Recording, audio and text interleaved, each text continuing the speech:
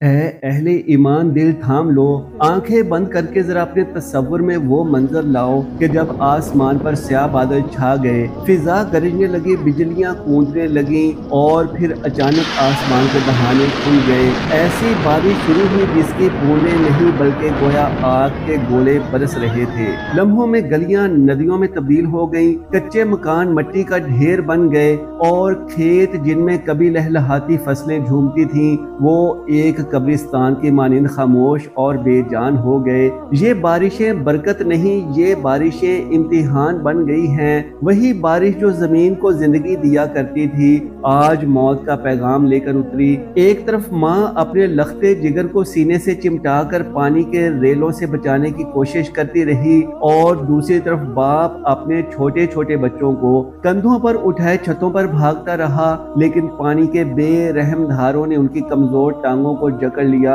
وہ منظر جب کوئی ماں چیختی ہے یا اللہ میرے بچے کو بچا لے، مگر اگلے لمحے پانی اس بچے کو نگل لیتا ہے، یہ منظر پتھروں کو بھی خون کے آنسو رلا دیتا ہے۔ ہزاروں بستیاں لمحوں میں صفحہ ہستی سے مٹ گئیں۔ وہ گلیاں جن میں کل تک بچوں کی کلکاریاں گونجا کرتی تھیں آج وہاں پانی کی گونج ہے، کٹاؤ کی آواز ہے، روتے بلکتے بچوں کی چیخ ہے۔ کوئی درخت اپنی جڑوں سے اکھڑ کر پانی کے ساتھ بہہ گیا، کوئی مکان اپنی بنیادوں سمیت زمین بوس ہو گیا، جانور جو کسی کے سرمایہ تھے وہ بھی پانی کے سمندر میں ڈوب کر خاک ہو گئے۔ ذرا غور کرو، وہ کھیت جو اناج کے ڈھیر دیا کرتے تھے آج ان کھیتوں میں پانی کی سطح ایسی پھیلی ہوئی ہے جیسے کسی نے زمین کو نیلا کفن اوڑھا دیا ہو۔ کسان جو فصل کاٹنے کے خواب دیکھ رہا تھا آج وہ اپنے ہی کھیتوں کو تباہ دیکھ کر زمین پر بیٹھا ہے اور مٹی اپنے سر پر ڈال رہا ہے،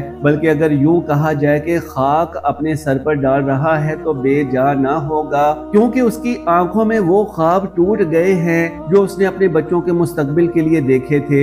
یہ بارشیں، یہ طوفان، یہ کلاؤڈ برسٹ، یہ سب صرف قدرتی مناظر نہیں بلکہ اللہ کی طرف سے ایک تنبیہ ہے۔ آج ہر طرف سسکیاں ہیں، ہر طرف چیخیں ہیں، کہیں کوئی بچہ اپنی ماں کو تلاش کر رہا ہے، کہیں کوئی ماں اپنے بچے کے لاشے پر نوحہ کر رہی ہے، کہیں بوڑھے والدین اپنے بیٹے کو یاد کر رہے ہیں جو پانی کے ریلے میں بہہ گیا، اور کہیں شوہر اپنی بیوی کو آواز دے رہا ہے مگر جواب میں صرف پانی کی گرج سنائی دیتی ہے۔ یہ سیلاب صرف مکانوں کو نہیں بہا کر لے گیا، یہ لوگوں کی امیدوں کو بہا کر لے گیا، یہ خوابوں کو بہا کر لے گیا۔ کتنے ہی بچے یتیم ہو گئے، کتنے ہی عورتیں بیوہ ہو گئیں، کتنے ہی والدین اپنے سہاروں سے محروم ہو گئے۔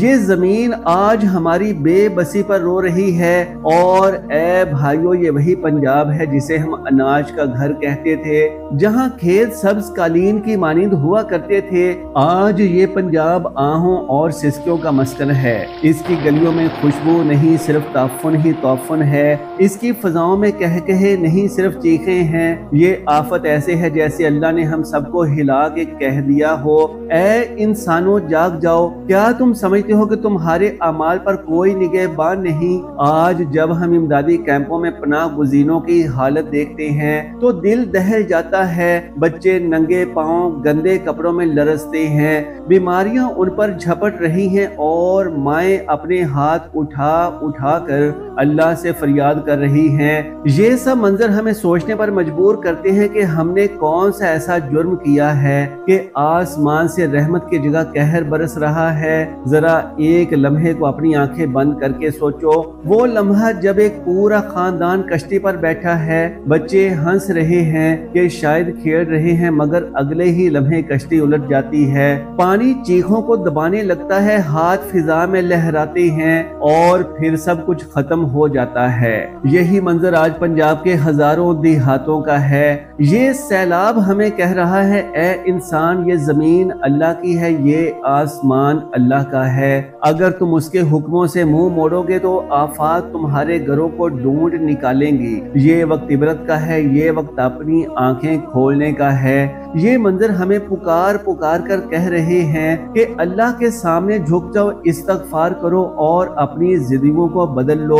الحمدللہ رب العالمین والصلاة والسلام علی سید المرسلین محمد وعلی آلہ واصحابہ اجمعین۔ اے سننے والو، جو کچھ تم نے سیلاب کی تباہ کاریوں میں دیکھا، جو کچھ تم نے بارشوں اور طوفانوں میں سنا، وہ صرف ایک فطری حادثہ نہیں، یہ عذاب اللہ کی جھلکیاں ہیں، یہ وہ صدائیں ہیں جو ہمیں یاد دلا رہی ہیں کہ اللہ تعالیٰ جب ناراض ہوتا ہے تو زمین اور آسمان کو حکم دیتا ہے کہ بندوں کو جگاؤ، انہیں جھنجھوڑو تاکہ یہ اپنی غفلت سے جاگ جائیں۔ قرآن کریم ہمیں بار بار یہ حقیقت سناتا ہے، وَمَا أَصَابَكُم مِّن مُّصِیبَةٍ فَبِمَا كَسَبَتْ أَیْدِیکُم وَیَعْفُو عَن کَثِیر۔ تم پر جو مصیبت بھی آتی ہے وہ تمہارے ہی ہاتھوں کے اعمال کی وجہ سے ہے، اور اللہ تو بہت کچھ معاف بھی کر دیتا ہے۔ اے مسلمانوں، یہ آیات ہمیں جھنجھوڑتی ہیں۔ جو کچھ آج ہم پر آیا ہے وہ ہمارے ہی گناہوں کا نتیجہ ہے۔ ہم نے اپنے رب کے احکام کو بھلا دیا، ہم نے اپنی زبانوں کو جھوٹ سے آلودہ کیا، ہم نے اپنے سودوں میں خیانت کی، ہم نے کم تولنا معمول بنا لیا، ہم نے وعدے توڑے، ہم نے حرام کو حلال سمجھ کر کھایا، اور سب سے بڑھ کر ہم نے فحاشی کو اپنے گھروں اور گلیوں میں عام کیا۔ تو پھر تعجب کس بات کا جب قومیں رب کے خلاف کھڑی ہو جائیں تو زمین ان پر بوجھ نہیں ڈھوتی، آسمان ان پر رحمتیں نہیں برساتا بلکہ قہر برساتا ہے۔ قرآن کہتا ہے، پھر ہم نے ان سب کو ان کے گناہوں کی وجہ سے پکڑ لیا، ان میں سے کچھ پر ہم نے پتھروں کی بارش برسائی، کچھ کو زوردار چیخ نے پکڑ لیا، کچھ کو ہم نے زمین میں دھنسا دیا، اور کچھ کو ہم نے پانی میں غرق کر دیا۔ یہ آیات پڑھ کر دل کانپ جاتا ہے۔ آج بھی ہم پر بارشیں عذاب بن گئیں، پانی موت بن گیا، زمین بستیوں کو نگل گئی، اور یہ سب کچھ ہمارے اپنے اعمال کا عکس ہے۔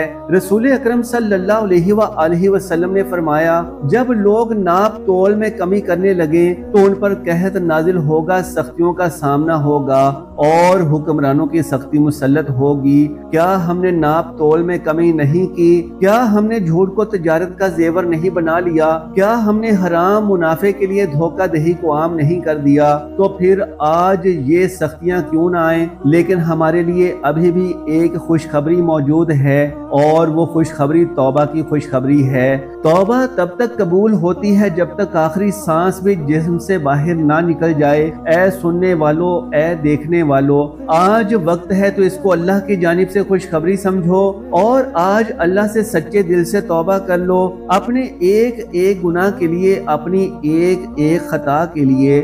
ایک اور حدیث میں نبی کریم صلی اللہ علیہ وآلہ وسلم نے فرمایا، جب کسی قوم میں بے حیائی ظاہر ہو جائے تو طاعون اور ایسی بیماریاں ان میں پھیل جاتی ہیں جو ان کے پچھلے لوگوں میں کبھی نہ تھیں۔ اے ایمان والو، آج ہمارے گلی کوچے فحاشی سے بھر گئے ہیں، انٹرنیٹ، موبائل، سڑکیں، بازار سب بے حیائی کے اڈے بن گئے ہیں۔ ہم نے نگاہوں کو بے لگام کر دیا، ہم نے اپنی زبان کو آزاد چھوڑ دیا، ہم نے اپنے گھروں کو گناہوں سے آلودہ کر دیا۔ پھر تعجب کس بات کا اگر اللہ کے قہر کی بجلیاں ہم پر گریں؟ اے میرے بھائیوں اور بہنوں، یہ لمحہ بیداری کا ہے۔ یہ وہ لمحہ ہے جب ہمیں زمین پر سجدہ ریز ہو کر روتے ہوئے اللہ سے کہنا چاہیے، یا اللہ، ہم نے ظلم کیا، ہم نے خطائیں کی، ہم نے تیری نافرمانی کی، اے اللہ ہمیں معاف فرما، ہم پر رحم فرما، ہم پر اپنا فضل نازل فرما۔